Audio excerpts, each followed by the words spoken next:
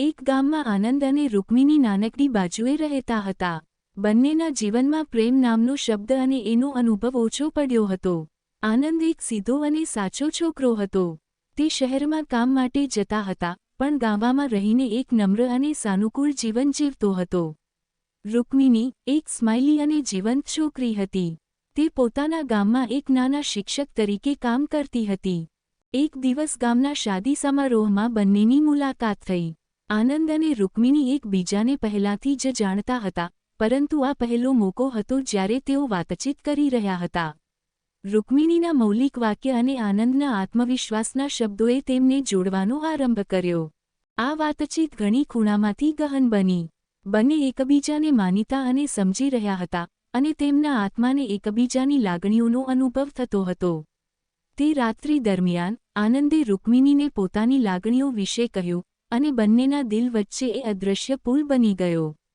વિશ્વાસ અને વફાદારી સાથે આ જોડાણને એક નવી ઊંચાઈ પર લઈ જવાનું શરૂ થયું. તેમ છતાં દરેક સંબંધમાં મુશ્કેલીઓ આવતી જ રહે છે. રૂકમિનીની પરિવાર પાસે તેના માટે એક ખાસ પસંદગી હતી.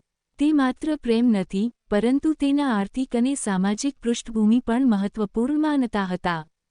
પરંતુ રૂકમિનીને આનંદ સાથે આ સંબંધ જાળવવાનો નિર્ણય લીધો. અને એક દિવસ તેમને પોતાના પ્રેમનો આદેશ આપી દીધો.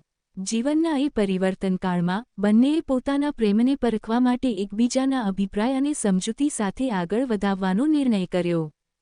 લાંબા સમયમાં તેમના સંબંધના વિકાસ સાથે પરિવારમાંથી સમર્થન મળવા લાગ્યું, અને તેમના પ્રેમને પરંપરા, સમર્થન અને મૌલિકતા સાથે સ્નેહભરી મંજૂરી મળી. આ નવા જીવનના તળે તેમના આકાંક્ષાઓ, આશાઓ અને વિશ્વાસો આખરે એકબીજાને આલિંગન કરીને એક સુખદ અને પ્રેમભર્યા જીવન માટે માર્ગદર્શન આપ્યું. અંતમાં પ્રકૃતિની સુંદરતા અને પ્રેમની શક્તિ સાથે આ જોડાણ એક અવિશ્વસનીય કથાની જેમ થવા પામે છે. સ્ટોરી સાંભળવા માટે ચેનલને સબસ્ક્રાઇબ મિત્રો. ધન્યવાદ.